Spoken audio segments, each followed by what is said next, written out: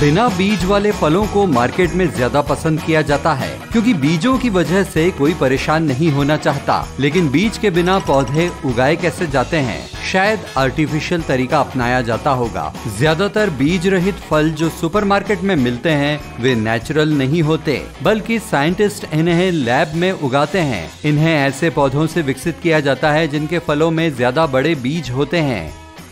Scientist पेड़ की एक कटिंग लेकर इसके साथ कुछ पोषक तत्व मिक्स करते हैं और फिर इसे मिट्टी में गाड़ दिया जाता है, जिससे एक नया पौधा बन जाता है। इस पौधे में बीज नहीं होते। तरबूज की प्रोसेस थोड़ी अलग है। कुछ तरबूज नेचुरली बीज रहित होते हैं, जिन्हें टेट्राप्लॉइड कहा जाता है। जब एक टेट्राप्लॉइड तरबूज को आम बीजों वाले तरबूज के साथ क्रॉस कराया जाता है तो इससे बीज रहित एक नया तरबूज उगता है।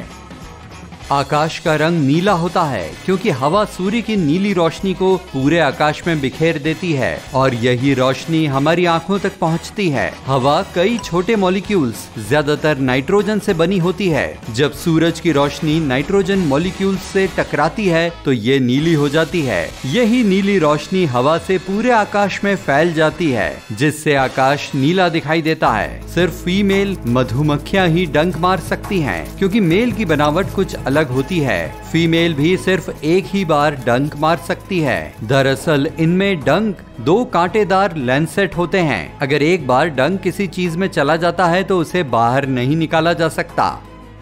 डंक मधुमक्खी के पाचन तंत्र से जुड़ा होता है। जैसे ही वे किसी के शरीर में डंक पहुंचाती हैं और जब इसे वापस खींचने की कोशिश करती हैं, तो उनका पूरा डाइजेस्टिव सिस्टम, मसल्स और नर्व्स बाहर आ जाती हैं। वाकई डंक मारना बहुत हिम्मत का काम है। ऐसा लगता है कि अगर कोई फ्लाइट सीधी रेखा में उड़े तो वो डेस्टिनेशन पर जल्दी पहुंचेंगी, पर असल में धरती की परिधि यानी गोलाई ध्रुवों की तुलना में इक्वेटर पर ज्यादा है। मतलब ध्रुवों की ओर मुड़ना सीधी लाइन में उड़ने की तुलना में कम दूर पड़ेगा। धरती सूरज का एक चक्कर 365 दिन और 6 घंटों में लगाती है, जबकि हमारे कैलेंडर में सिर्फ 365 दिन ही होते हैं। 4 सालों बाद जब ये घंटे पूरा एक दिन बन जाते हैं, इसे फरवरी में जोड़ दिया जाता है, जिसे लीप ईयर कहा जाता है, क्योंकि इसमें एक दिन ज्यादा होता है। अगर स्टारफिश यानी तारा मीन की आर्म्स उसके बीच के हिस्से से अलग हो जाएं, तो वे इन्हें दोबारा उगा सकती हैं। यहाँ तक कि सिर्फ एक आर्म से वे पूरा शरीर दोबारा बना सकती हैं। जब तक नया मुंह नहीं बन जाता, ये पोषक तत्वों को आर्म में ही इकट्ठा करके रखती हैं। इनके पास इतने सेल्स होते हैं कि शरीर के किसी भी हिस्से के अलग होने पर ये खुद को उस हिस्से और टिश्यूज में बदल सकती हैं। फोन की बैटरी 1% तक डाउन होने पर ऐसा लगता है जैसे ये उम्मीद से ज्यादा चल गई है। ऐसा इसलिए क्योंकि बैटरी प्रतिशत सिर्फ एक अनुमान है और फोन को सही में पता नहीं होता कि कितनी चार्जिंग बची है। कैक्टस यानी नागफनी में ऐसी 3 खासियतें होती हैं जिनसे वे रेगिस्तान में पानी के बिना भी जीवित रह सकते हैं। सबसे पहला, उनकी जड़ें बहुत गहरी होती हैं, जो मिट्टी के अंदर गहराई तक जाती हैं ताकि वहां से पानी खींच सकें। दूसरा, इनकी पत्तियां कांटों से भरी होती हैं। यही कांटे दूसरे पौधों की पत्तियों की तरह पानी को भाप बनकर नहीं उड़ने देते और उनके तनों पर भी एक मोटी मोम जैसी परत चढ़ी होती है, जो पानी को उनके अंदर ही स्टोर कर देती है। अगर आप भी इससे पंगा न लें तो ही बेहतर होगा। ब्लूटूथ तारों के बिना काम करता है, क्योंकि ये भी रेडियो, टीवी और फोन की तरह ही रेडियो वेव से इंफॉर्मेशन भेजता है। ये डिवाइस कई फ्रीक्वेंसी चैनल्स में से सिर्फ एक को ही ऑपरेट करते हैं। जब 2 डिवाइसेस को आपस में लिंक होना हो तो वे रैंडमली एक चैनल चुनते हैं। अगर ये पहले ही लिंक है तो वे दूसरे पर स्विच हो जाते हैं। इसी वजह से वे एक दूसरे के साथ इंटरफियर नहीं करते, पर इनकी ट्रांसमिशन की रेंज बहुत कम होती है, इसलिए आपके डिवाइस ज्यादा दूर सिग्नल नहीं पकड़ सकते। पुलिस की गाड़ी में लाल और नीली बत्तियां होती हैं ताकि बाकी ड्राइवर इन्हें दिन में आराम से देख पाएं। लाल बत्ती दिन में आसानी से दिख जाती है और नीली रात में। इंसान डेड सी में हमेशा फ्लोट करते हैं क्योंकि इसमें बहुत ज्यादा नमक होता है, जिसकी वजह से पानी बहुत गाढ़ा हो जाता है। ये ऐसे छोटे छोटे कण होते हैं जो आपस में मजबूती से चिपके होते हैं और इसलिए ये टूटते नहीं। वहीं दूसरी ओर ह्यूमन बॉडी इस पानी से कम डेंस डेंस यानी घनत्व वाली होती है और इसलिए वो पानी के ऊपर तैरती है।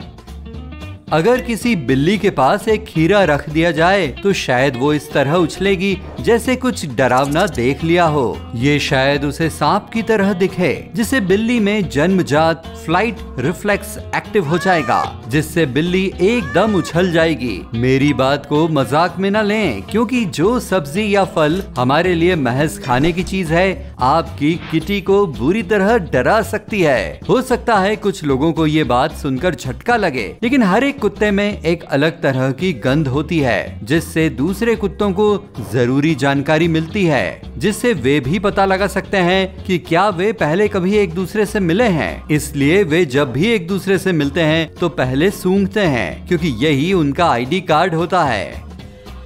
हम अक्सर कहते हैं कि चलो अब फोन रखता हूँ, पर हम सभी जानते हैं कि हम सिर्फ एक बटन दबाते हैं। ऐसा इसलिए है क्योंकि पुराने लैंडलाइन फोन में दो हिस्से होते थे, एक बेस और एक रिसीवर। फोन काटने के लिए रिसीवर को बेस पर रख दिया जाता था। ऐसी ही कुछ स्टोरी नंबर डायल करने को लेकर भी है। पहले फोन में नंबर डायल को घुमाकर मिलाया जाता था। वाह, पुराना टाइम याद दिला दिया। स्कूल बसेस पीले रंग की होती हैं, क्योंकि ये सबसे आसानी से देखे जा सकने वाला रंग है। इससे दुर्घटना की आशंका कम हो जाती है और पैसेंजर्स को बस पकड़ने में भी आसानी होती है। ऐसा इसलिए भी है क्योंकि पीले रंग पर काले अक्षर थोड़े बहुत अंधेरे में और दूरी से आराम से पढ़े जा सकते हैं। यूके में लोग सड़क के बाईं ओर गाड़ी चलाते हैं, न कि दाईं ओर। वहीं 18वीं सदी में लंदन के लोग सड़क के किसी भी किनारे गाड़ी चला सकते थे। इससे ट्रैफिक जैम और एक्सीडेंट बढ़ गए, तो एक कानून लागू किया गया। इसमें लंदन ब्रिज के ट्रैफिक को बाईं ओर रहने का ऑर्डर दिया गया। फिर यही नियम यूके के सभी हिस्सों में फैल गया। लगभग 85% लोग राइट हैंडेड होते हैं। हमारे दिमाग का लेफ्ट पार्ट प्लान बनाता है और उन्हें अमल में लाता है। कह सकते हैं कि दिमाग का हर एक हिस्सा उसके बिल्कुल अपोजिट बॉडी पार्ट को कंट्रोल करता है। यानी ब्रेन का लेफ्ट पार्ट बॉडी के राइट पार्ट को और राइट पार्ट लेफ्ट पार्ट को कंट्रोल करता है। टूल्स यूज करते या लिखते समय हम दिमाग के लेफ्ट साइड को इस्तेमाल करते हैं। समझे? मैं नहीं समझा। बिजली के तारों से पक्षियों को करंट नहीं लगता, क्योंकि उनके दोनों पैर तार पर होते हैं और कोई सर्किट नहीं बनता। बिजली पक्षी के बजाय तार से होकर गुजरती है, लेकिन ये सिर्फ तभी होता है जब तार में बहने वाली एनर्जी की मात्रा एक समान रहती है। अगर तार में वोल्टेज कम या ज्यादा हो रहा हो तो अलग बात है, पर पक्षी इतने छोटे होते हैं कि उनके शरीर में ज्यादा इलेक्ट्रिकल चार्ज इकट्ठे नहीं हो पाते। इसका मतलब है कि भले ही उनके शरीर से करंट गुजर भी जाए, पर चार्ज इतना कम होता है कि झटका नहीं लगता। जिससे ये भी पता चलता है कि क्यों पक्षी शॉपिंग के समय कैश पेमेंट के बजाय चार्ज करना पसंद करते हैं।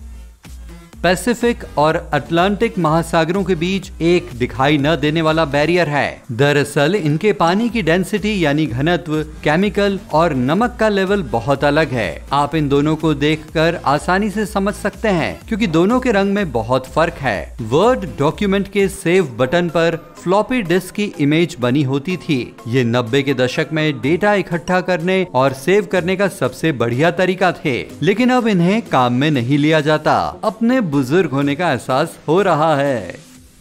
मुर्गे सुबह के समय ही बांग देते हैं, क्योंकि उनके शरीर में अंदरूनी अलार्म फिट होता है, जिससे वे सूर्योदय का अनुमान लगा लेते हैं। ऐसा इसलिए ताकि वे सुबह उठकर अपने लिए दाना पानी ढूंढ सकें और अपने एरिया की सुरक्षा कर सकें। मुर्गे भी कागज पर डूडल बनाना पसंद करते हैं, जैसा कि कॉक डूडल डू में बताया गया है। अरे मजाक कर रहा हूँ। कुत्तों के घास खाने के पीछे भी एक वजह होती है। दरअसल उन्हें भी फाइबर की जरूरत होती है, ताकि इससे फाइबर मिल सके जो पाचन में मदद करता है। पपी को अगर सही से फाइबर न मिले तो वे खाने को ठीक से पचा नहीं पाते।